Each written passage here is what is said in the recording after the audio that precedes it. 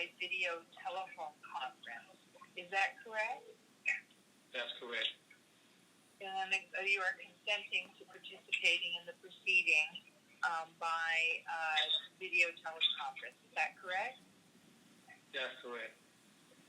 And the court makes specific findings that pursuant to Section 15002 of the CARES Act, that this proceeding, that is the sentencing hearing for Mr. Williams, must proceed by video telephone conference, that Mr. Williams is confined at the Federal Detention Honolulu, and if he is brought into court, then he'd have to undergo 2 weeks of quarantine. In addition, the current coronavirus pandemic makes it a threat to health and safety for him to participate in person.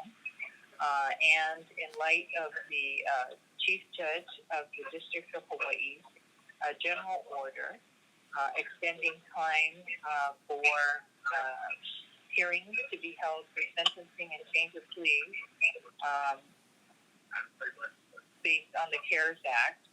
Also, his general order extending the time where we will not be having any jury trials until November 15, 2020. And in light of Governor Ige's recent general order not permitting inter-island and mainland travel without a 14-day quarantine unless people meet the testing exception. The court finds that Mr. Williams has consented to proceed with the sentencing hearing, and the court finds that it is necessary to hold this hearing by video teleconference for Mr. Williams. Are there any additional findings, Mr. Yates, that you believe the court should make on the record? No, Your Honor. All right, thank you. All right, you may all be seated. So, Mr. Williams, we're here for your sentencing hearing. I'm going to make certain findings at the hearing, and then I'm going to go through what I believe to be the aggravating and mitigating factors in your case. I'm then going to give the opportunity to the attorneys for the government to put their position on the record, what they believe is an appropriate sentence for you. And they also have the opportunity under the law to present any victim witness testimony. Then I'll turn to you and give you an opportunity, as you're representing yourself, as well as you being a defendant, an opportunity to state your position. And then I'll take all of this information and craft the sentence that is sufficient but not greater than necessary to meet the goals of sentencing, which under the law are just punishment for the offenses to which you've been found guilty by the jury, to hopefully deter you and others from similar types of conduct in the future, and to give you an opportunity for rehabilitation. So to that end, let me confirm with you and Mr. Isaacson that you both have had a full and fair opportunity to read, review, and discuss the pre-sentence investigation report and the addendum, and to file any legal or factual objections to that report. Have you had this opportunity, Mr. Williams? To the initial report I have. Correct. The draft pre-sentence investigation report. Did you see the final version of the report? Yes, we saw the final version. All right, very good. Mr. Isaacson, would you agree with that? Mr. Williams and I have had discussions of the PSR and have had a chance to file objections as we have done. All right, thank you. So the court has reviewed the pre-sentence investigation report and the addendum, the government sentencing statement, the defendant's motion for variance and sentencing memorandum, the defendant's sentencing statement that was filed September 21, 2020, defendant's submission of support letters, defendant's second submission of support letters, and defendant's third submission of support letters. So that's what the court reviewed for this. So the court makes the following findings. Then on March 3, 2020, Mr. Williams was found guilty by jury verdict as to counts 1 through 32 of the superseding indictment charging him with counts 1 through 15 of wire fraud and counts 16 through 32 of mail fraud. I now place the pre-sentence report in the record under seal. If an appeal is taken, counsel will have access to all of the report. There are co-defendants in this case, and they include Mrs. Williams, Ms. Bebe, and Mr. Molinay. Yeah. I have received and reviewed letters in support that I have just described. It's my understanding that the government filed objections to the factual findings and none to the application of the guidelines to the fact. Are there any remaining objections that the court needs to address at this time, Mr. Yates? No, but I'd like to, one thing clear, the court has just described Henry Molinay as a co-defendant. He's not technically a co-defendant in 17-101. He is a defendant in a separately charged matter. The other thing I note, the government did file a late sentencing response to a motion for variance. It's a simple one-issue matter, and that only becomes relevant to the extent that there is some dispute over the application of an adjustment. Otherwise, what Your Honor has said is correct. We have nothing further to add. All right, thank you for that clarification. All right, so Mr. Williams, you have filed a number of objections to the draft pre-sentence report, and as a result, an addendum was prepared to the report, and based on those responses by probation, do you have any remaining objections that you want the court to resolve? All my objections are on the record. All right, thank you. So the court notes that in the addendum to the report, pretrial has set forth each of the defendant's objections and has provided a response to each of these objections. They are numerous, so I'm not going to go over them individually as they were only 5 or 10 of them. But these do appear in the final decision from page 55 through and including 69. The court has reviewed each of your objections and probation's responses.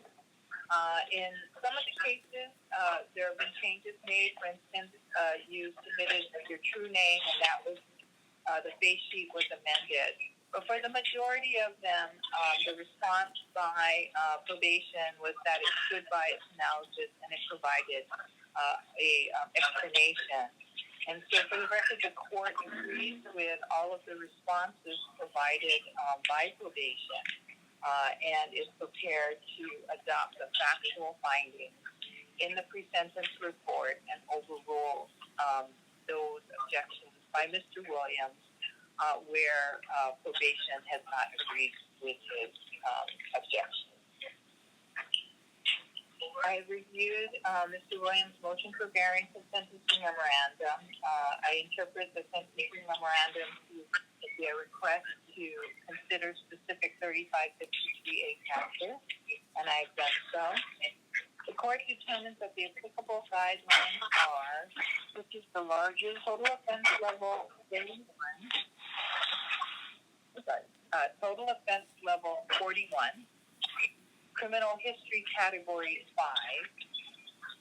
This gives a guideline range for count 1 through and including 32 of 360 to 7,680 months. Supervised release in each count 1 through 32, 1 to 3 years. Fine plus cost of imprisonment and supervised release for count 1 through 32 each, $50,000 to $250,000. Restitution in the total amount of $230,527.13,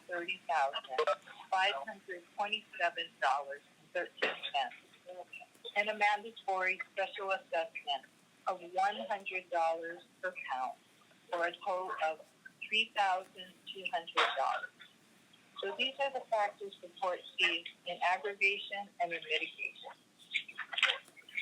In aggravation, turning first to the nature and circumstances of the offenses, Your offenses involve taking advantage of homeowners with the promise of helping them with debt relief on their mortgages. Instead, you diverted these payments to yourself and others, and many of your victims were foreclosed upon, or had to declare bankruptcy, or were evicted from their homes, or suffered other damage, such as to their credit reading. Some of your victims you'll be given an opportunity to speak, Mr. Williams. This is the court's time to go through the facts of it. Some of your victims were paying for mortgages that housed extended families, so when they were evicted or foreclosed upon, several families, not just one, were made homeless at that time. In addition, your role in the offense, you were clearly the leader and organizer. You came up with the format, the document, and sort of the sales pitch with regard to this scheme. You falsely represented that you had official federal authority and that you were a lawyer or had some sort of legal expertise or training in the law and a mortgage lender. Many of your victims were particularly vulnerable because they did not speak English as their first language and were recent immigrants to America. You and others, such as Ms. Cabede and Mr. Malane, actively recruited members of the Filipino community here in Honolulu and on the New Islands and convinced them that you had official authority. At your direction, various ineffective but official-looking documents were filed with the court and the Bureau of Conveyance. As a result, your victims were billed monthly and made payments to you and other entities that you had established, which is MEI, rather than pay their money. Tuesday, Wednesday, Thursday. You created false and fraudulent documents that purported to be notarized and filed them with the Bureau of Conveyance, thereby undermining our legal system and falsely representing to clients that their prior mortgages were discharged. The overall actual pecuniary loss totals $230,527.60. The actual and loss and restitution owed each victim is set forth in pre-sentence report attachment A. Relevant related conduct includes aggravation. In addition to actual loss, there is intended loss because you had your victims execute mortgage notes as well as have your entity MEI send checks which will return to insufficient funds. And MEI cash some of the checks from the victims. This intended loss is calculated in the pre-sentence report of over $1 million, $1,570,489.91.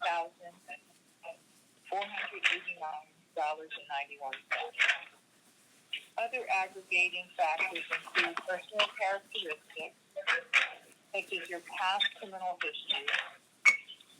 About the same period that you were engaging in these offenses in Hawaii, you were convicted in other jurisdictions for driving without a valid license. This is significant, even though it's a traffic offense, because you attempted to use false credentials as a private attorney general, and you were convicted of practicing law without a license. This is the same type of false representation that you made to your victims in Hawaii. Most significantly, you were convicted in 2017 for grand theft, and the fact of that conviction also involved you and your entity, MEI, filing fraudulent mortgage and financing documents in Florida. For that offense and conviction, you're currently serving a 15-year sentence of incarceration. The court finds that these factors are in aggravation and so that you can resent your risk of recidivism and harm to our community. There are certain factors in mitigation. You are a high school graduate. You served in our armed forces and was honorably discharged. You have the support of family members and friends who have filed letters in your support.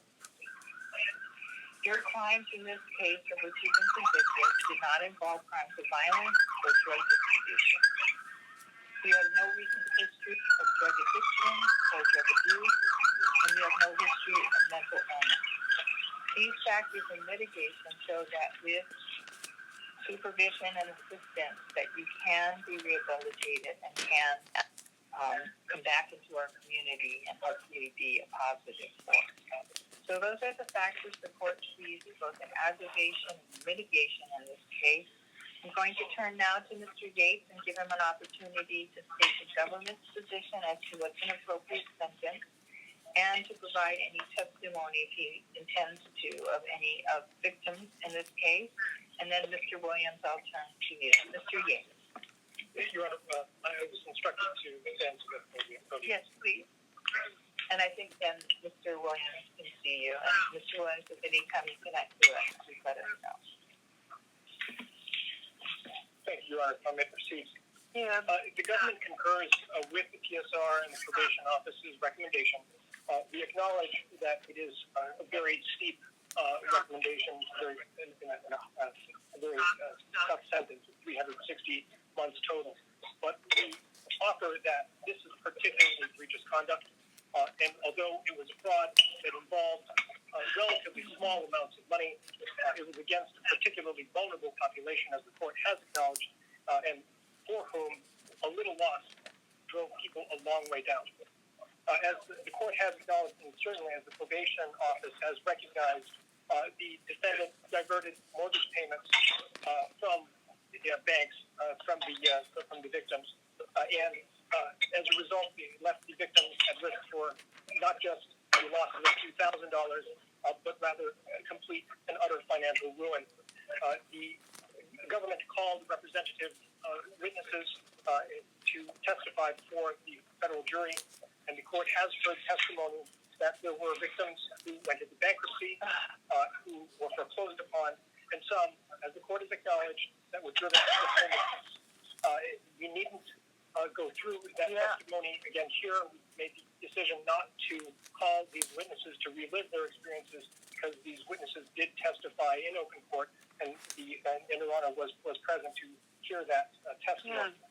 And there's no need to go through it again.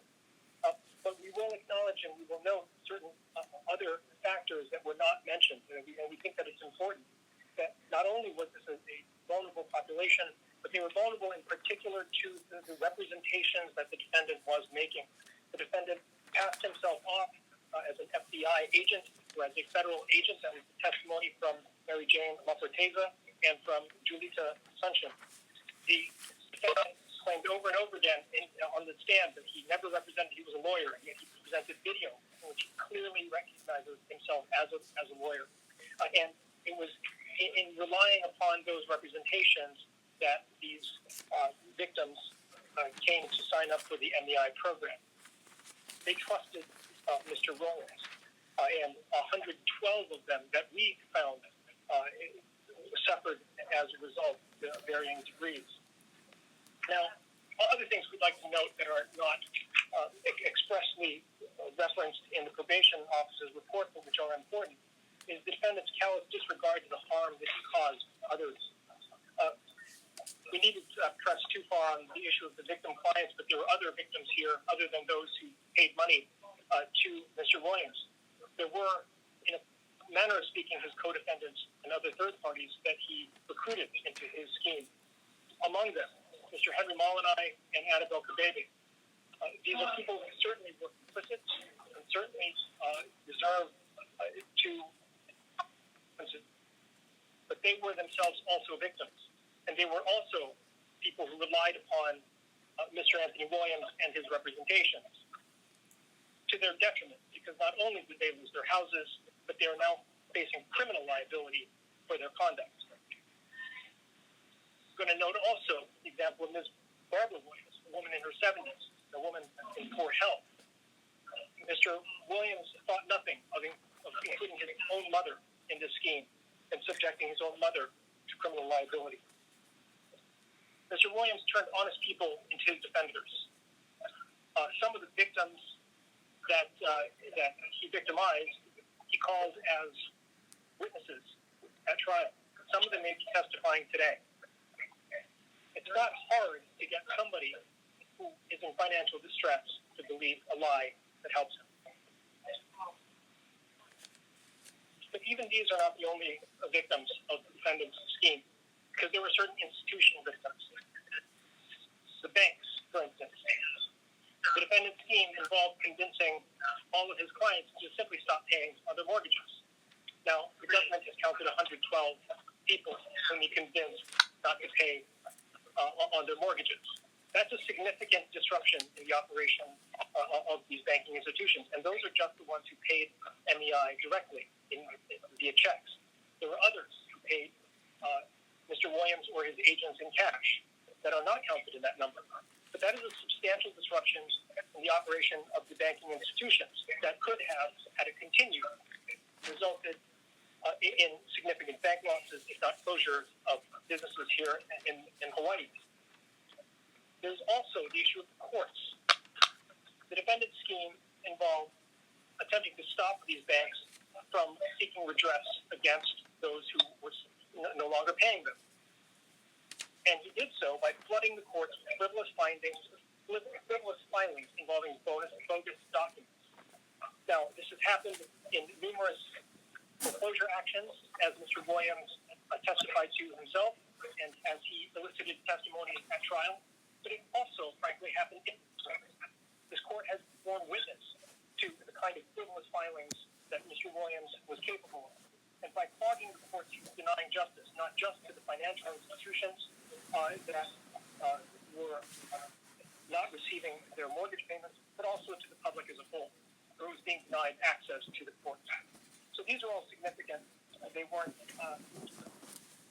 discussed in the probation office's PSR. Other matters I point out, there's no acknowledgement for the harm suffered by the victims, either by the victims, the homeowner victims, or the institutional victims. There isn't that kind of acceptance of responsibility. Now, we understand the defendant here intends to appeal his matter, and he has that right. But we do believe that's an important thing to point out. Now, I will leave it to the defendant to talk about the matters of mitigation. They were outlined by the court. I'm sure that the defendant will have much to say in that regard. But I will point out for the court's attention the matter of the defendant's letters of support. It is true that the defendant did submit letters of support, but we note that with the possible exception of a few letters from his family, those letters of support are either inapposite entirely because they address his pretrial detention, or I should say pre-sentencing detention in light of the COVID pandemic, or they seek to express the defendant's innocence, that the defendant deserves no prison time at all. Now, typically, when the court receives letters of support, these letters reveal something about the defendant. They show and they corroborate the defendant's good character, honesty, diligence, contrition. The letters of support that were signed and sent to this court, aside from those from the defendant's immediate family, appear to show quite the opposite. That the defendant has continued his fraud and continued to convince those around him that he did not engage in the kind of activity that the federal court and, the federal jury convicted him of. So for these reasons, Your Honor, the government does concur with probation officer's recommendation, although it is a very substantial sentence. We did struggle and we did consider strongly the issue of concurrent versus consecutive sentences. We concur with the probation officer's recommendation with respect to grouping the counts 1 through 31 and then running consecutively count 32. On the other question, the concurrency of the state sentence. This was a matter that we did wrestle with as well. There are many reasons to run this sentence consecutively to the state sentence. The defendant was convicted, as the court is aware, in connection with the theft of a single property in Florida. Now, that involved a different victim. Are you consecutive or concurrent? Is the recommendation concurrent? Correct. Correct, Your Honor. I'm getting. Oh, okay. I just wanted to make sure. No, I apologize. Thank you. No. I just want to make sure. Okay, thank you. So it was certainly a decision we wrestled with, and there are reasons to run this consecutively. However, we do acknowledge that this ultimately was the same scheme, and that we do acknowledge that it was the same modus operandi that was utilized in Florida and in Hawaii. So with that in mind, we do concur also with the probation officer's recommendation that this sentence run concurrently with the Florida sentence. I see. So that I understand, you're saying that when you struggle with whether you should recommend consecutive or concurrent with the Florida conviction because of the similarity of the type of offense. Correct. You feel that it's appropriate to run it as concurrent. Correct. For instance, if it was a crime of violence in Florida and then it was this fraud crime, those would be so different that you would make an argument that potentially consecutive would be more appropriate. Certainly, and more to that point, not only in the situation of violence, but in here, what makes this a close case is, the government made a special effort to make sure that we're focusing on Hawaii victims in the presentation of this case here, because what made this scheme in Hawaii so egregious, and what distinguishes it from the situation in Florida, is that the defendant sought out particularly vulnerable population, and it was only in a place like this, in a community that was as susceptible, could his scheme have found such purpose. It succeeded as wildly as it did because he found a uniquely vulnerable population. Those circumstances did not exist before. Great. So I've struggled with this also, and I'm sort of inclined to land at a different place, which is consecutive. For that reason, is that when you commit the same kind of crime, and you go to another place, and you use the same scheme, and then you target this vulnerable. At that point, he was sort of on notice that these things, even though he didn't agree with it, for his testimony at trial, he has certain beliefs about the processes and so forth. You're at least put on notice by law enforcement and the court that others do it differently, and you're actually charged, with that kind of criminal conduct. Yes, you're kind of put on notice at that point, so that's why I was leaning more towards consecutive. But I hear what your argument is. I mean, some of the prison cases that we've had where they're in prison for a totally different offense, and then they commit something while they're in prison, the argument is to run it consecutive because they're very different crimes. Okay, so I understand what the position is. It was a close call for us, Your Honor, but I think I've said enough on that subject. I'll definitely go to the Thank you. Did you want to present any other evidence or testimony? There's nothing further that we require, Your Honor, because of the 4-week trial, and we believe that the evidence was appropriately summarized in the probation officer's report. Thank you. I think she did a phenomenal job. It was a 4-week trial, and there was a lot of evidence and documents, so certainly tremendous. All right, so Mr. Williams, now you have an opportunity to speak on your behalf and point out what you believe to be the appropriate sentence for you. First of all, I want to say everything that liar, pedophile, persecutor, Greg Parrish J says was a blatant lie. That's the number one. All right, first of all, you have a right to speak on your behalf, but I'm not going to let you call other people names with regard to that. So if you do it again, then I'm going to cut off your ability to have Mr. Isaacson do it in your stead. All right? It has no place in your position with regard to sentencing. So you're on warning. All right. So what's your position? Well, the position is I shouldn't get no jail time, first of all, because I didn't commit a crime. The people that committed this crime, I'm the one that actually went to the FBI, filed a complaint, not only with the FBI, but with the DCCA. I sent the email, I sent the fax letter, and I showed up in person to personally make a complaint about what these people did with my documents and jamming people under my good name and my good company name and my good company's reputation. I sent my process to to the FBI office in every state that I was in. Now, he's going to sit up there and lie and say I chose some vulnerable victims when I was sought out by these people. They're the ones that called me to Hawaii. I didn't know nobody here. They're the ones that called me here because they saw this work that I did in the other states, such as Florida, which the Florida FBI put me under the same bogus investigation that this FBI did, but declined prosecution because they couldn't find any evidence of no crime because there was none. Because I was proactive before I set up my company up. I sent all my processes and documents to the FBI for them to scrutinize. If anything in it was fraudulent or could be deemed as fraudulent, to please notify me before I even set up my company. So there was nothing that I did that was fraudulent or intended to be fraudulent or that was fraudulent against any homeowner in any state, let alone here in Hawaii. I never represented myself as an attorney at law.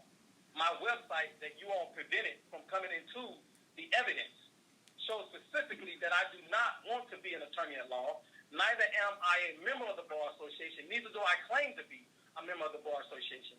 I am a private attorney general or an attorney in fact. And the reason why I can claim that I was an attorney or attorney in fact for my client, because every client filed a power of attorney, which is according to your own Hawaii Revised Statute 55-1D and also the Tennessee Code annotated 34-6-109 through 111. And this is how I'm able to represent and assist all my clients in courts in all the states that I have an office set up. Also, under the federal law, Rule 17, under Next Friend, I was able to assist clients here in Hawaii and other states, which they, on video, with me assisting clients here with no problem with several of the federal judges and state judges in these courts here. None of the documents that I filed were false or fraudulent. I've never been charged with false documents in Hawaii, filing false documents, because I had all my documents approved by the district attorneys in the counties I was in, the anti-predatory lending database, and also the FBI, that nothing I was filing was fraudulent or could be construed as fraudulent. The witnesses that they were able to coerce at the trial by lying, the Madambas gave me a affidavit stating that I was not the one that scammed them, but it was Henry Malinay, Annabelle Baby, and Rowena Valdez. Those are the people that scammed them, but 5 years later, they were coerced by the prosecutor to be able to lie on the stand that I lied to them about what their process was. And it's very upsetting and disturbing that these prosecutors would cherry pick the MBI application and only mention the homeowner's guarantee service or the homeowner service guarantee, but fail to mention the foreclosure disclosure that every client had to file and had to sign, which specifically stated that if they were facing foreclosure, that they did not qualify for the mortgage reduction program.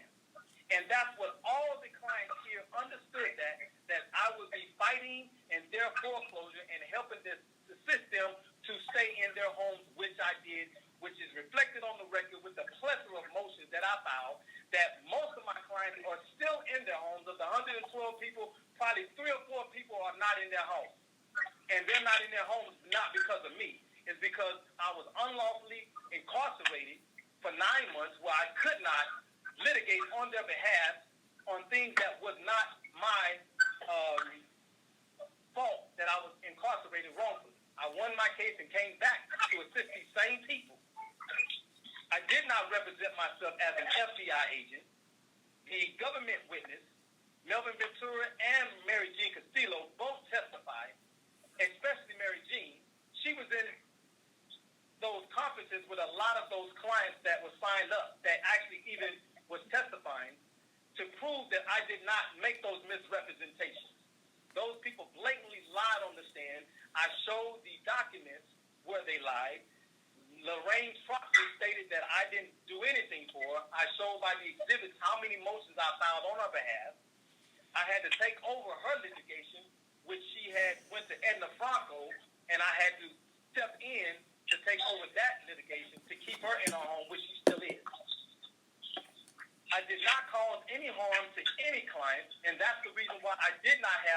any complaints filed against me from that day to this one.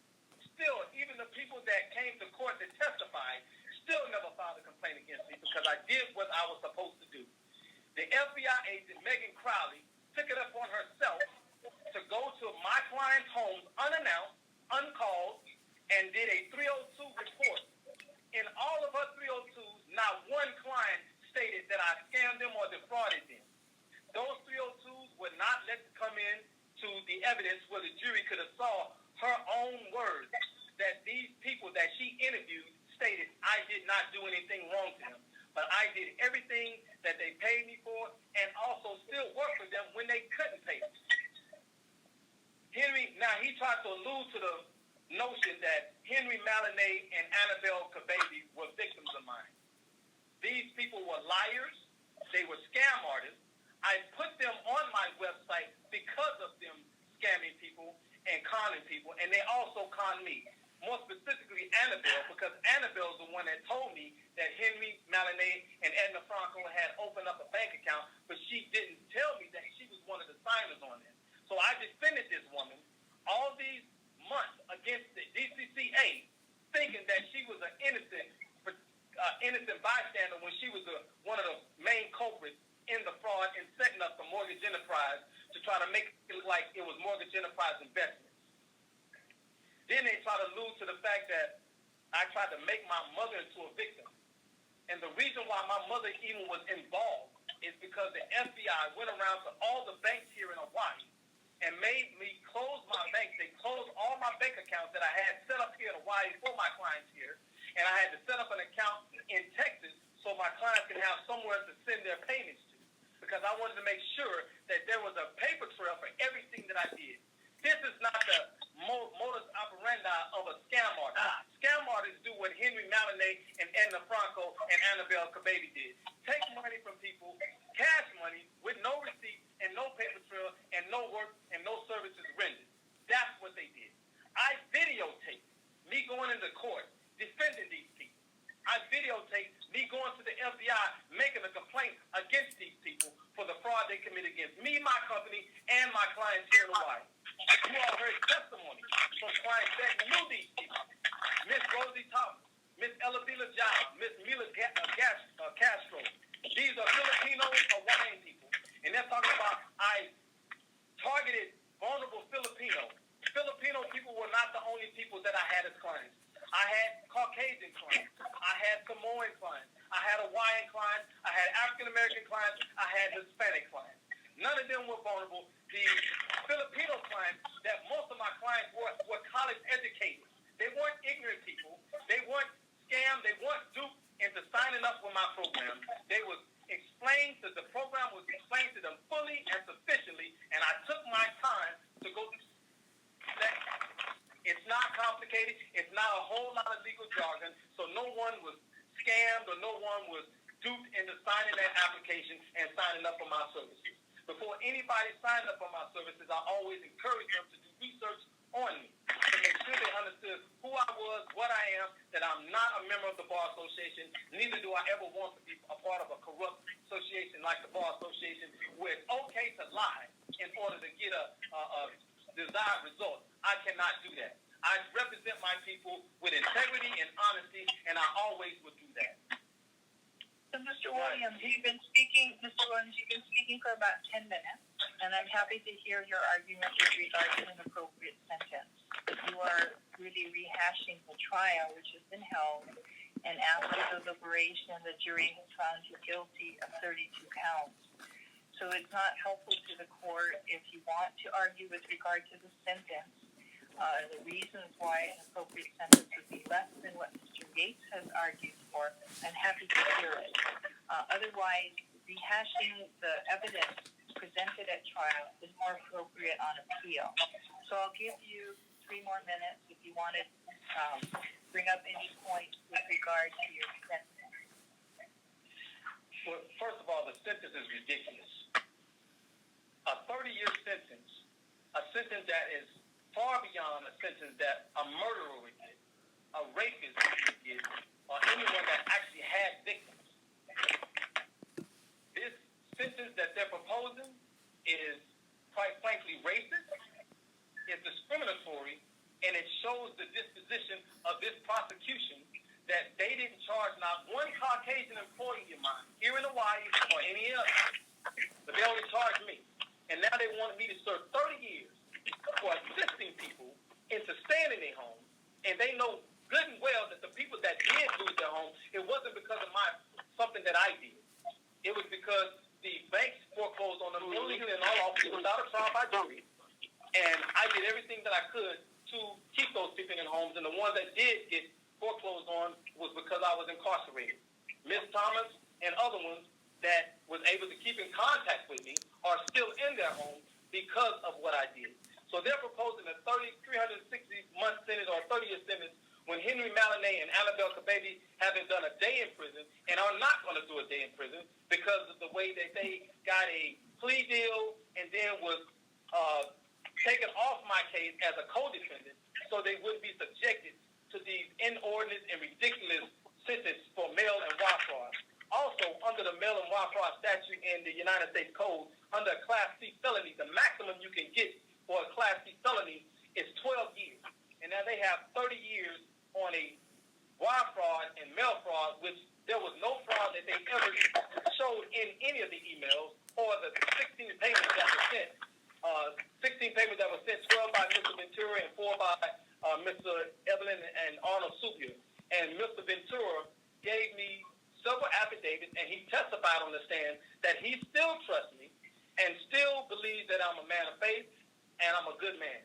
Because all the testimony that he said, the prosecutor said that the other letters of support said that I didn't have integrity, that's a lie. The letters of support, if you read the letters from Dr. Horwitz, Sherry Kane, Ms. Robin Krakauer, Renee Powers, all of these are Caucasian people that know me, that I assisted in their fight against foreclosure. These people are not ignorant of the law. I made sure that they researched. Everything that I did was honorable. That's the reason why I was transparent with my company. So a sentence of any days in prison is a travesty of justice. It's a miscarriage of justice. I've already done time illegally and unlawfully for a crime that I did commit in Florida. He brought up the Florida case. I was not convicted of Florida with the same conduct. This is what they're alleging. No, I was convicted in Florida based on them saying that I filed documents to steal a house from Bank of America. There were no homeowner victims in the Florida case, just like there was no victims here. But they try to make it like it was the same foreclosure scheme in Florida, and it was. The same foreclosure scheme that they're claiming that I did, the FBI in Miami investigated me and declined prosecution. And the reason why they prosecuted me here, because they knew they could get an all-white or all-Asian jury that they could not get in Florida, because no self-respecting, law-abiding citizen could have sat on that jury and convicted me unless it was an all-Caucasian and all-Asian jury. And so I do not deserve any sentence because I did not commit no crime, and I still maintain my innocence. And I got witnesses that will testify today to that fact. All right. Thank you very much. Whenever it's appropriate, Your Honor, I've been notified that there have been victims who desire some time to address the court. Oh, okay. So you do want to present. All right. All right. So I think this would be an appropriate time before I determine the sentence.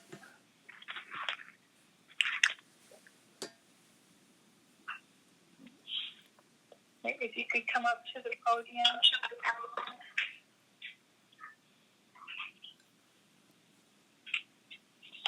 Good morning. You could name your name and speak into the microphone so that we all in the reporter can hear you. Okay, I'm pretty nervous. Before I begin my testimony, I would like to acknowledge and give glory and honor unto Yahweh Elohim Yeshua. Oh, could you say your name? Today. I'm sorry. Could you tell us your name? Yes, I am getting to that. My name is Rosie Esprecion Thomas, and I'm here as testimony to support Anthony Williams. Thank you, Your Honor, for allowing me to give this testimony today. I respect you and I give you my thanks. To Anthony, thank you for trusting me. I respect you. I love you as my brother in Yeshua. Mr. Isaacson, thank you, and I respect you for what you're doing for Anthony. To the prosecutors, Mr. Sorensen, Mr. Yates, the FBI investigator, Ms. Crawley, thank you, and I respect you as well. And we never open again. And to all who are here today in the courtroom, and for all those who are listening in outside of this courtroom, aloha to all of you, and I give you all my love and respect to each one of you. Before I begin my testimony, I felt it is necessary to state my credentials, not to brag, but rather it is my humble intention to affirm to this court that my intent is for all of you to quote-unquote to connect the dots and to validate my testimony as chronologically as I could to ensure and assure this court that my testimonies are factual and are the truth, as I am monitored by Yahweh Elohim Yeshua, as it is Him always that I answer to. 1981 to 2012, I worked full-time as a registered nurse in 3 major hospitals here in Oahu. My passion of my nursing career was working in the intensive care unit. 2006 to 2012, while working full-time as an RN, I slowly started my CMA, case management agency as an entrepreneur, as my second job. My CMA's function was to manage the foster care home operators in Oahu and also to manage the care of elderly who are our local kapunas who required placement in a foster care home as they required assistance in their basic care needs, done by the certified nurses aides who had gone through basic requirements of going through nursing classes, and then they were licensed by the state of Hawaii. 2013 to 2014, I was a certified legal nurse consultant. As a legal nurse consultant, I assisted lawyers in any of their cases discoveries. Because of my RN background, my expertise was best utilized in medical or health care related lawsuits to decipher and to interpret the medical semantics in a way that lawyers could understand the health issues of their clients so they could knowledgeably defend their clients. I could also be hired as an RN medical expert in court trials. 2015 to 2018, I was a licensed insurance agent with PFA, Premier Financial Alliance. In May 1970, my family immigrated to Hawaii. I was fifth grade at the time. There are about 184 dialects in the Philippines. I am quadlingual. Besides English, I could speak 3 different Filipino dialects, Tagalog, Ilocano, and Pangasinan, which are the 3 main dialects spoken by the majority of Filipinos both in and outside the country. Philippines is one of the few countries where Filipino children are automatically bilingual from the time they start school in kindergarten until college. Filipino school curriculum primarily taught in English, both reading and writing, due to the American influence that began in the early 1900s when William Howard Taft was commissioned by the U.S. government to establish an American civil government in the Philippines in 1902. In January 2013, I was faced with foreclosure issues. Both my home and my parents' apartment, which I was also paying their monthly mortgage, went into foreclosure. As I was one of the dozen CMA case management in the islands, I would know who the caregivers are anywhere in the islands, whether in person or I am familiar with their names.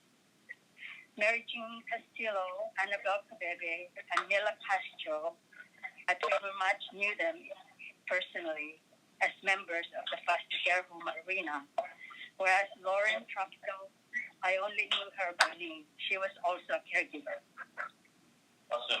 It was Merton Castillo, hereinafter MJ, who introduced me to Anthony Williams' company called Mortgage Enterprises Incorporated.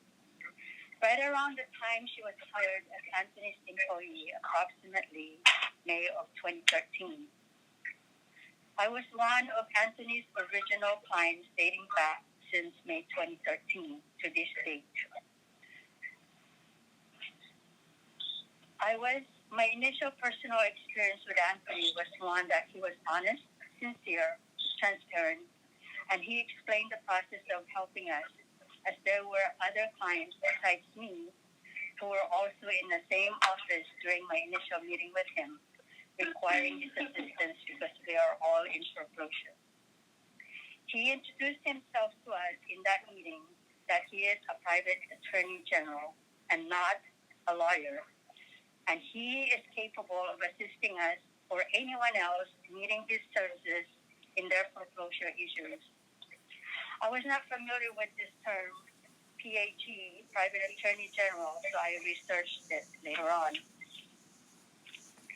Since I was already in the foreclosure and court hearings has been initiated by my lenders, Anthony informed me that he did not guarantee that I would win my case, but perhaps he could detain them for as long as he could until I could get back up on my feet again.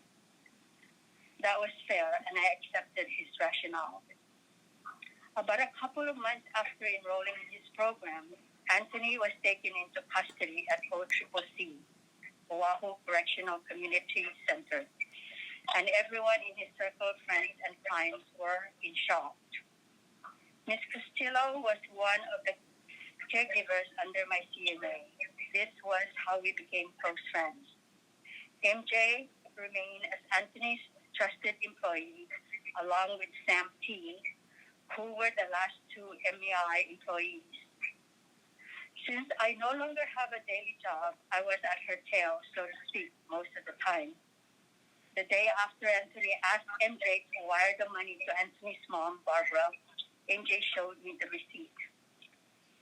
MJ confided in me that she hired her own lawyer in the event that she might also be indicted because of her employment with Anthony's company. Per MJ, her lawyer instructed her to stay away from Anthony completely. MJ also has another trusted friend named Mel H., who was a captain in the National Guard at the time, doing his own pro se motions for his own foreclosures. MJ stated that she felt bad for, quote-unquote, abandoning the sinking ship.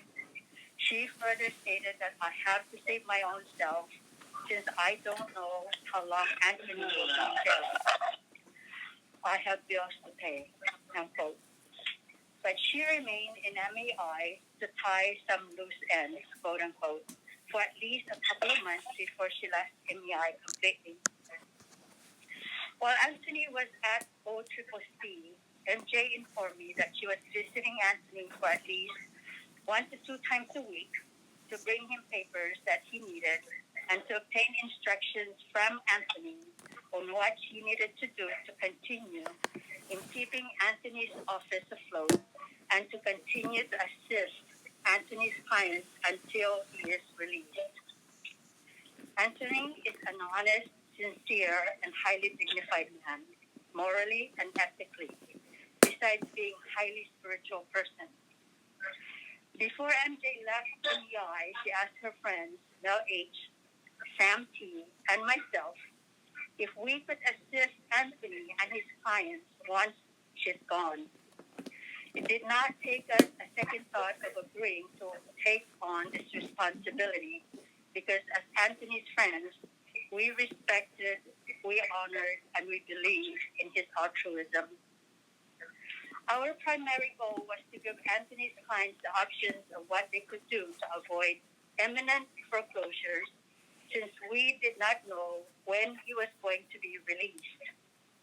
Our intent was to inform all the clients that were on the list, those who were willing to listen and those who were willing to work with us by, number one, tell the truth that Anthony was at OCCC, that we don't know when he's going to be released.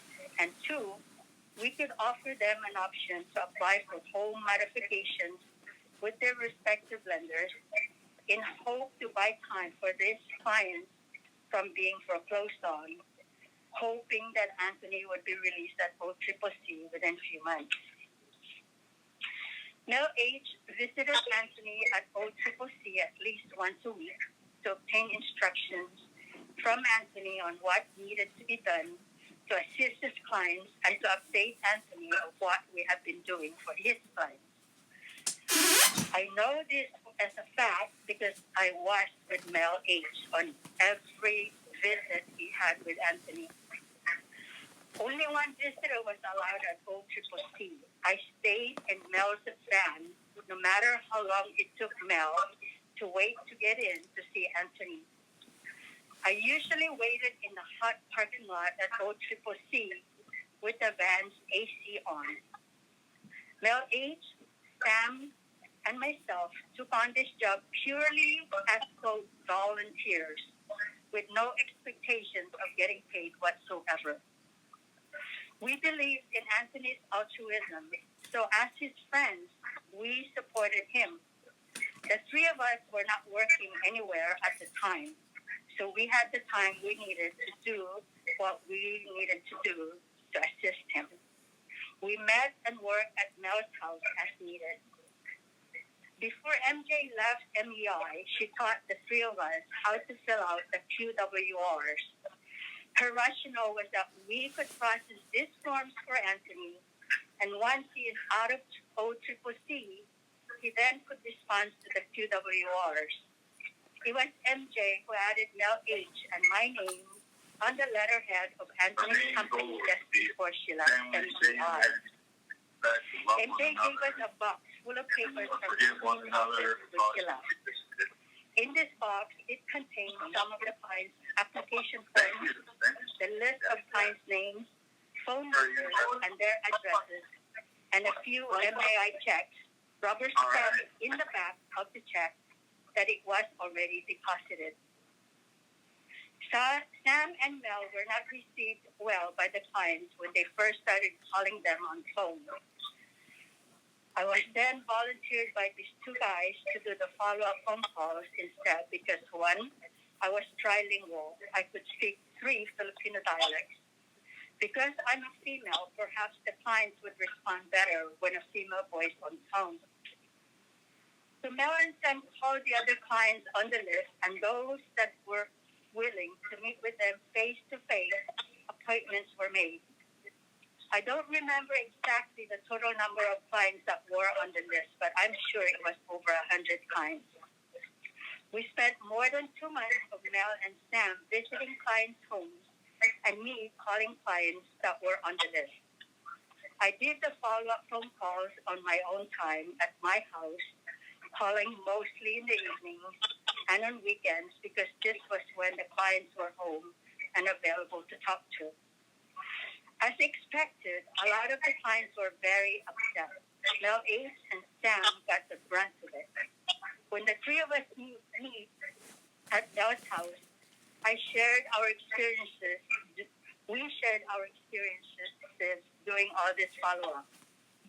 Mel and Sam stated that some of the male clients gotten so upset during their face-to-face meetings that some attempted to get physically and verbally abusive towards them. I remember some of the clients slamming the phone on my ears as well once they heard me say, I'm calling on behalf of MEI. However, those clients who accepted us calmed down once they knew why we were reaching out to them and why I was calling out to them. In fact, most of the clients were thankful and felt relieved that Anthony and his company still have friends reaching out to them to inform them and to update them of what's going on with Anthony. The clients that I spoke to stated that they paid cash money to Henry Malinay, mostly paid in the amount from $10,000 up to $15,000 in cash. The client stated that Henry promised them that he could help them with their foreclosures. The clients that I spoke to stated that they paid cash payments that were collected by Henry Malinay, Edna Franco, Annabel Cabebe, Rowena Valdez, and Angelina Pasion. These clients also stated that they were never given receipts, even if they asked for it, promising them that, quote, it will be given later, unquote, but it never happened. Most of the clients who give their payments to Henry and his cronies, meaning Edna, Annabelle, Rowena, and Angelina, these clients stated that they gave their life savings money to them with a hope that they would not lose their homes. Unfortunately, because these clients have no receipts to show for, they felt they had no recourse in proving what they paid, and they felt no authority would listen to them if they reported it. As I continued to do my follow-up phone calls, I found out from the Maui clients that it was Henry and Rowena Valdez who used to go to Maui to give seminars in one of the hotel's meeting rooms. I asked one of the Maui clients to send me a copy of the flyer that Henry and Rowena was passing out for their free seminars. I saw with my own eyes a copy of the flyer that Henry and Rowena were passing out to recruit their Maui clients. These Maui clients that I have spoken to on the phone stated that Henry gave a seminar and Rowena collected the fees. So I thank you. I really appreciate what you have to say. That with regard to Mr. Williams, so if you want to give any testimony perspective. Yes, I'm Because getting to that. we've already gone through the trial, and the jury has come back with their decision, and I recall that you were given an opportunity to testify at trial.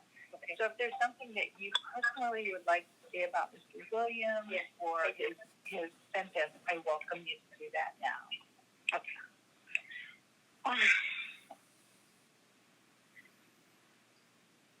When Anthony was extradited to Honolulu in September 2017, I was truly relieved because the lawyer that I paid retainers fees to assist me with my foreclosure issues was a waste of my money.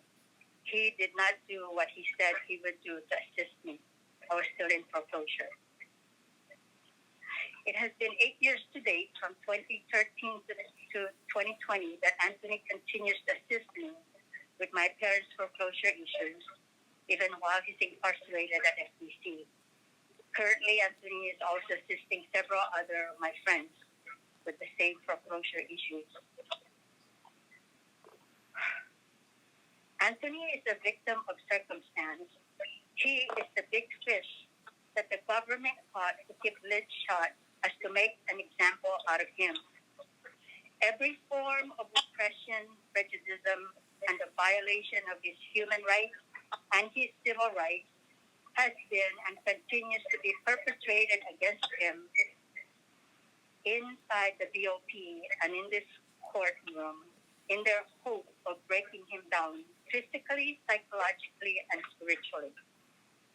However, Anthony is a realist, a truth seeker to the very core of his being. His love of Yahweh Elohim Yeshua, his dignity, his morality, his perseverance, his altruism, the genuine truth that he's standing firm for, these are what motivates him to show himself of who he truly is.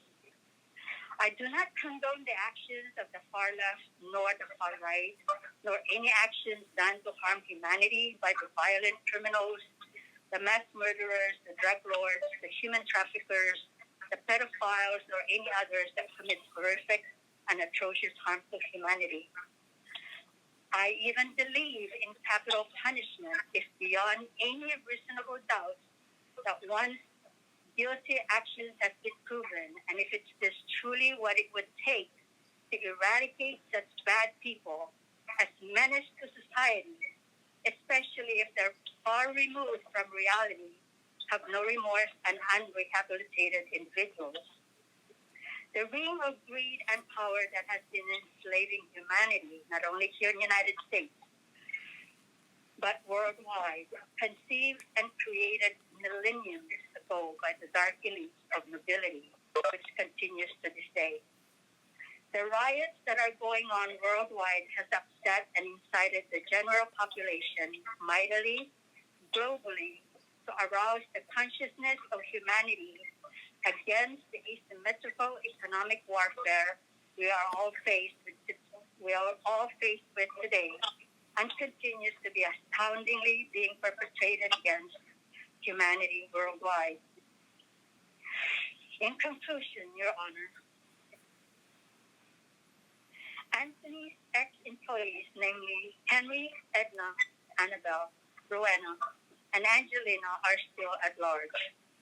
Although Henry and Annabelle were indicted with 1 count each, that is just the prosecutor's deceptive, egregious tactics to further add layers to their concocted lies and manipulations to ensure that their conviction of Anthony are merited. Anthony is not a felon, but rather he is victimized by these vindictive FBI investigator and prosecutors whose main intention is to prosecute and to persecute regardless of the truth, to make an example out of him, daring to push the limits, daring to penetrate the ring of power that they are protecting.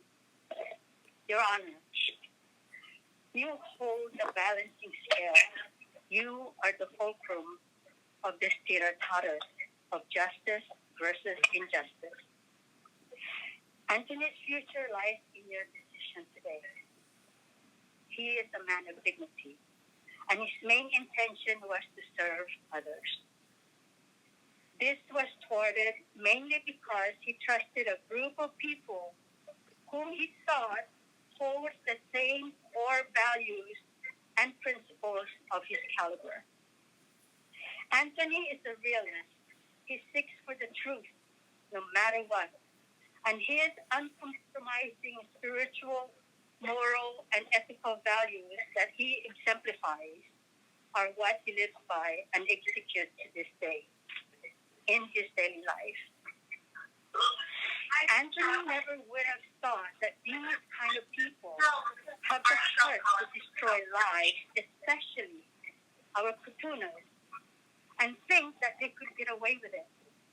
Personally, I am truly very ashamed, and I am truly very, very disappointed to be in the same culture as them.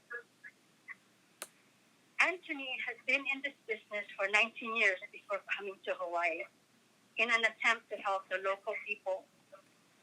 Except for another wrongful accusation in his Florida case, a double jeopardy that he is being tried for, his line of work has been spotless and legal in the eyes of law. American people and humanity worldwide are now, quote-unquote, waking up to the truth, the injustices being perpetrated to those who were wrongfully accused and wrongfully prejudiced against. The division between, quote, us against them, black versus white, the powerful elite versus the innocent poor people, are now all surfacing in every major cities in America. Your Honor, you are given a very important job. Whether you believe in higher divinity or not, or you have your own religious beliefs, your unique woman qualities of having the special intuition of what is in your heart that resonates with the truth presented to you throughout this case. May it penetrate your heart and burn the iniquities and plant the truth of life instead. Perhaps today is just another working day for you, because this has been a job you have been doing since you were appointed by President Obama several years ago. Your Honor, you are a wife, a mother, a grandmother perhaps, a sister, an auntie. I'm sure that your passion when you were a little girl was service to others. And I assume that the reason why you closed this prominent, commendable job, a very respected position, is to serve justice. Your Honor, I'm asking you humbly, sincerely, in my heart of hearts, especially on behalf of Anthony's children, his family, and his friends, who could not be here in person today. We are asking for your mercy and grace to exonerate Anthony of all the wrongful accusations done against him. Being incarcerated for almost 4 years for a crime he did not commit is very bitter to swallow, yet he was made to endure. I believe in justice and equality. I still believe in our government. I still believe in our judicial system. And I still believe in the American dream. Your Honor, your children or your grandchildren might be one day follow your footsteps. The injustices being done against humanity and to Anthony has been assiduously horrific and atrocious throughout this case. Your Honor, you have the power to change these injustices, to do what is righteous, to not destroy a dignified man's life. As Americans, we must move forward as a united people to once again become a country filled with love, peace, unity among each other. Your Honor, you have the power to dissolve the ring of greed and power that is rampant in this day and age. May your heart be filled with love. Thank you very much. Your Honor, I understand that there are two other individuals who paid money to Anthony Williams who wish to speak. I do understand that at least one of them, if not both of them, were on the defendant's witness list, so an instruction may be appropriate to ensure that the communications are limited to the sentencing proceeding and not to the underlying facts. Go ahead. Who's the first and the next?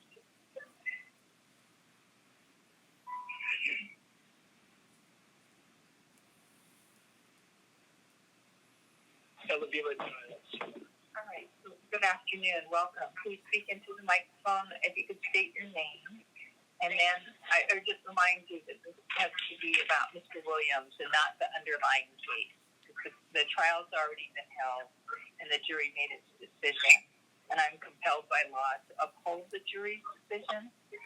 Of course, Mr. Williams has the right to appeal his conviction to a higher court. Okay. Good afternoon. Thank you. Good afternoon, Your Honor. Good afternoon, officers of the court. Thank you for this opportunity to let me speak. I apologize. I'm a little overwhelmed, emotional. My name is Elavila Giles. I'm 73 years old, retired.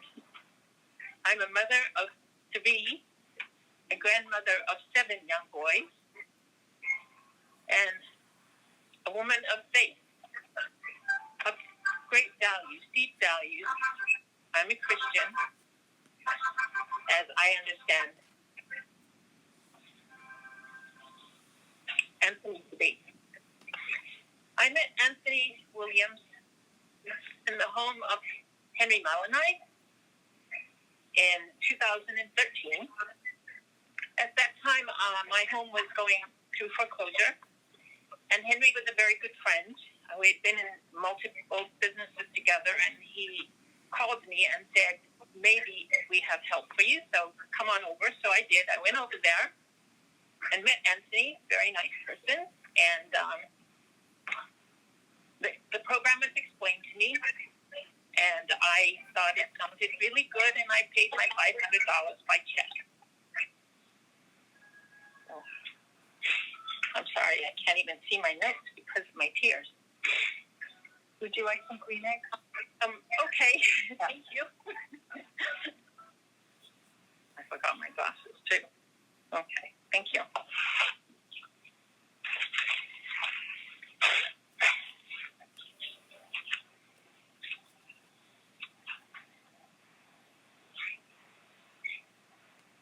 I also witnessed many other people, including Henry Malanai, whose home was also being foreclosed on, going through the same process with the intent of keeping our homes, not, avoiding foreclosure. And I thought that was a great thing for Anthony to do, and I was very supportive of it. And I did, although I had other friends who were also going through foreclosure, they didn't participate in the program.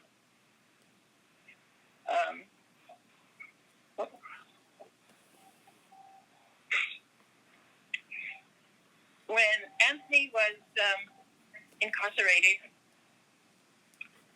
I couldn't continue the process, so I then had to work with Edna Franco, and of course, she was a lot more costly in terms of money.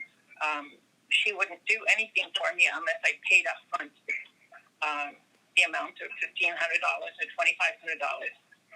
And of course, that set me back quite a bit. So I was like, okay, in order for me to get out of foreclosure, I got to pay you more money. The bank, that money could go to my bank. But in any case, she eventually disappeared and left me where I was.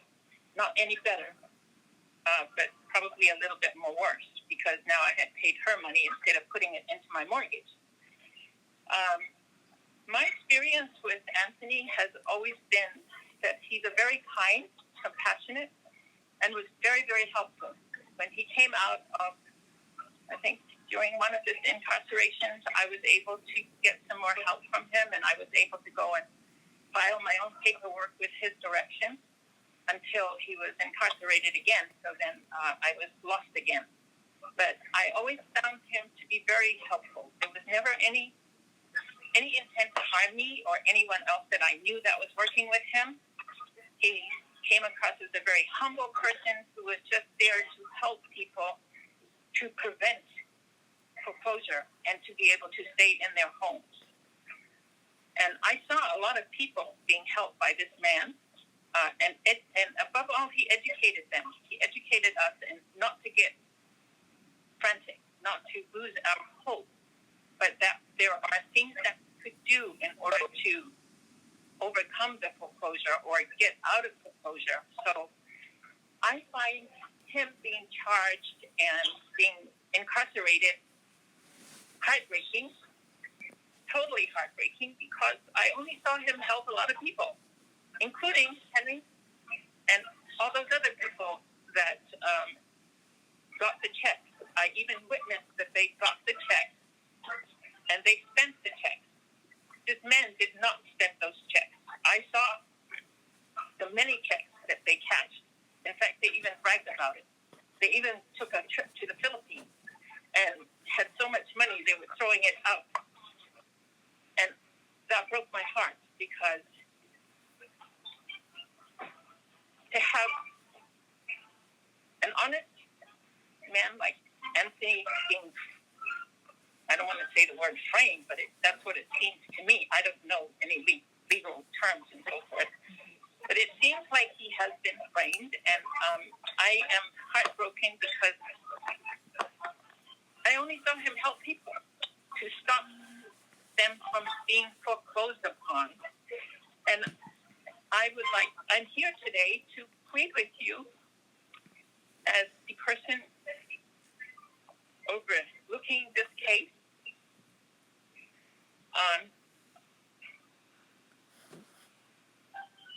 that it would be criminal to punish this man any longer, because of, I know his heart is to help people. I know he's not there to rip people off. I know he's not there to put people out of their homes. On the contrary, he is there to help them stay in their homes. he takes his time. He doesn't pay. I mean, he didn't pay me for the hours of work that he put into me. I didn't pay him. I paid Egna. Didn't do me any good, but Anthony did not charge me to help me, and I am still in my home today because this man helped me. So I'm here to just plead for him, for mercy, for whatever it's called, because I think this man has a good heart, and I don't think he harmed any of the people. I suspect that the people that were harmed by the people around him who took the money and spent it rather than conduct the business of saving people from foreclosure. And that's all I have to say. Thank you for the opportunity to speak today. All right. Thank you very much. Thank you for listening. I'm notified that the third witness would not like to speak. All right. Thank you. Is there anyone else in the courtroom? Opportunity? I just want to make sure we're not overlooking anyone. All right. Let the record reflect there's no response. All right. So then the court's going to state the sentence and the reasons for the statement of the sentence.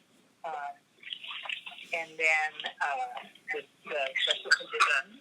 And then I'll ask the parties if there are any legal objections to the sentence before I impose it.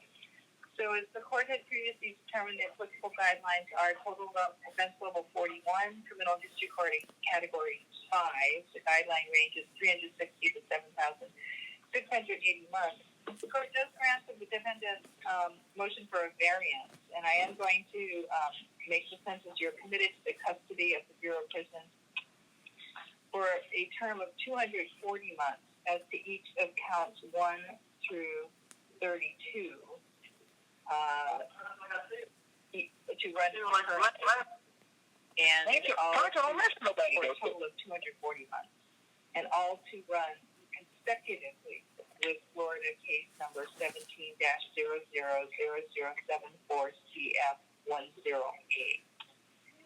So as I had the discussion with Mr. Yates, the court recognizes that under United States Sentencing Guidelines Section 5G 1.3D, the sentence for Mr. Williams' case for the 32 counts may be imposed to run concurrently, partially concurrently, or consecutively to any prior undischarged term of imprisonment to achieve reasonable punishment for the instant offenses.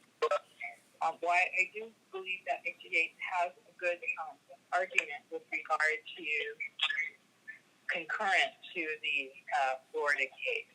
I was persuaded by Ms. Thomas's testimony today, or her statement, that Mr. Williams continues to apparently advise people on the same thing that he got convicted in this case for, and that he got convicted similarly in Florida. And therefore, I think it is a continuing behavior, and that needs to be reflected in the consecutive sentence. So that's my reason with regard to that. Supervised release of 3 years for each of the counts 1 through 32 to run concurrently. No fine, making a specific finding that based on the financial obligations, particularly Hi, the person you're about to speak with has called captions turned on. They'll speak captions of what you say to help them listen along. $30,527.13. Special assessment of $100 for each count for a total of $3,200. The terms of your supervised release, you must abide by the mandatory and standard conditions of supervision, including the following conditions. The court waives the mandatory drug test condition because you do not have a recent history of substance abuse and the offense is not drug-related. You must cooperate in the collection of DNA as directed by probation. You must report to the probation office in the Federal Judicial District where you are authorized to reside within 72 hours of the time of release, unless the probation officer instructs you to report to a different probation office or within a different time frame. You must abide by the following special conditions. You must participate in a mental health assessment and any recommended treatment in a mental health program and follow the rules and regulations of that program. The probation officer, in consultation with the treatment provider, will supervise your participation in the program, such as provider, location, modality, duration, and intensity. Restitution of $230,527.13 is due as specified in PSR Attachment A. Any unpaid balance is to be paid during the period of supervision in monthly installments of 10% of your gross monthly income, commencing 30 days after the start of supervision. The court may order this requirement to be changed from time to time as circumstances warrant, but no court order shall be required for your voluntary agreement to pay more than the court-ordered amount. Interest is waived. Payments must be made on a payroll deduction when applicable. You must notify the probation officer of any change in financial circumstances that affect your ability to pay. Your financial circumstances must be reviewed by the probation officer on at least an annual basis. The victim's recovery is limited to the amount of their loss, and the defendant's liability for restitution ceases if and when the victims receive full restitution. You must provide the probation officer access to any requested financial information and authorize release of any financial information. The probation office may share financial information with the attorney's office. You must apply all monies received from tax, income tax refunds, lottery winnings, inheritance, judgments, and any anticipated or unexpected financial gains to the outstanding court-ordered financial obligation on possession and direction of the court.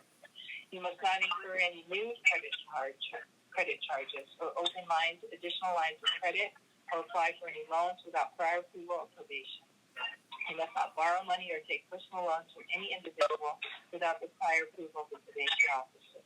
You must maintain a single personal bank account, separate and apart from your spouse, your family members, or others, into which all income, financial proceeds, and gains must be deposited, and from which expenses must be paid. You must provide the probation officer with a signed release, authorized credit checks, and an accurate financial statement with supporting documentation as to all your sources and amounts of income, all your expenses, and any business you own in whole and part. You must provide the probation officer with access to any and all business records, financial records, client lists, and other records pertaining to the operation of any business you own in whole or in part as directed by probation. You must not be employed in any position that requires licensing or certification by any local, state, or federal agency without the prior approval of the probation officer. You are specifically prohibited from practicing law without prior approval of the probation officer. You must not represent yourself as a private attorney general, a lawyer, an attorney, a government employee, or law enforcement officer. You must disassociate yourself from the Common Law Office of America, Mortgage Enterprise Investment, and Mortgage Enterprise. Do not have any contact with any principals, associates, and employees of these businesses. Should any of your family members work for these businesses, you must reside at a residence separate and apart from those family members. You must submit your person, property, house, residence, vehicle, papers, or office to a search conducted by a United States probation officer. Failure to submit to a search may be grounds for revocation of release. You must warn any other occupants of the premises may be subject to searches pursuant to the condition.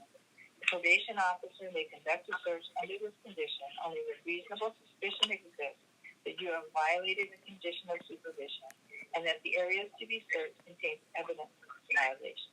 Any search must be conducted at a reasonable time and at a reasonable amount. So the reasons for the court's sentence are stated in its aggravating and mitigating circumstances. The court certainly considered a total sentence of 360 months, but really focused on whether it should be consecutive or concurrent, and landing on the side that it's appropriate for just punishment for it to be consecutive because of the similarities and the consistency of them, even today apparently continuing in the behavior. Further, to the extent that Mr. Williams has raised challenges to the amount of the loss and so forth, the court knows for the record that its sentence is actually below the guideline range, and therefore, even if he is correct, which I don't believe he is in terms of the calculation of his guidelines, it's clearly, a sentence that reasonably reflects both loss and his culpability. It's a significant sentence, but if for some reason the calculations were incorrect with regards to that, it's still well within, I think, the veil of reason. Before I impose the sentence as stated, Mr. Yates, any legal objections from the government? No legal objection from the government, Your Honor. All right, thank you. Mr. Williams, any legal objections before I impose the sentence? Yes, I'm having Mr. Isaacson chime in with the legal objections. Mr. Isaacson, do you have any legal objections that you want to state? Your Honor, in terms of the legal objection to the sentence, I believe it's under the statute, it is within your ability to impose a sentence. Thank you. All right, the court has considered the advisory guideline computation of the sentencing factors under 18 U.S.C. Section 3553A. As I explained more fully in my assessment of the specific aggravating and mitigating factors found in this case, I have considered Mr. Williams' history and characteristics, as well as the serious harm to our community caused by his offenses, and the particular seriousness and gravity of those offenses for those vulnerable in our community. But you did not consider that, though. So I have, this is my turn to speak, Mr. Williams, and then I'm going to be asking you some questions as to if you want me to make any recommendations for the Bureau of Prisons. I have read the letters received on behalf of Mr. Williams. I have taken the testimony with two of his witnesses here at the sentencing hearing. I believe his sentence provides just punishment, and equally important, I hope it serves as adequate deterrence to others. I have considered the sentencing guidelines and the policy statements and the law. All right, so Mr. Williams, do you want the court to make any recommendations as to placement by the Bureau of Prisons? Yes, to send me home because I didn't commit a crime. They couldn't get not one person that they said was a victim to come and speak at this hearing because they know they was I'm sorry, excuse me, Ms. Williams. So you want me to recommend to Bureau of Prisons placement in Texas, in that area, or when you say send you home? Is it a geographic location? Atlanta. All right, because of family relations in that area. Is that correct? That's correct, but I won't be able to do any prison time because I'm gonna get this returned before my Florida anyway. Right. So, you'll be serving it after your Florida term of imprisonment. But I will make the recommendation of designation to the Atlanta area because you have family relations with regard to that. So you were convicted after a jury trial, Mr. Williams. You do have the right to appeal your sentence as well as your conviction and the manner in which your sentence was determined.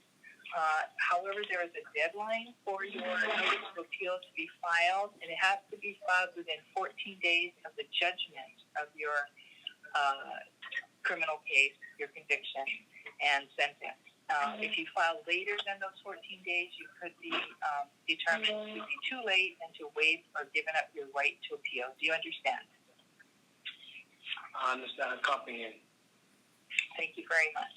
Anything further, Mr. Yates, at this time? Nothing from the government, Your Honor. And Mr. Isaacson, is there anything that you need to place on the record? All right. Then I thank everyone, and we are... I want to place this on the record. Well, we're actually done with the sentencing hearing now, Mr. Williams. So good luck to you on your appeal. And I just want to place on the record that all of you are going to pay for this. You're going to go to jail for this. Because this is not going to be... I'm not going to let you violate my rights like this because it's going to... You are going to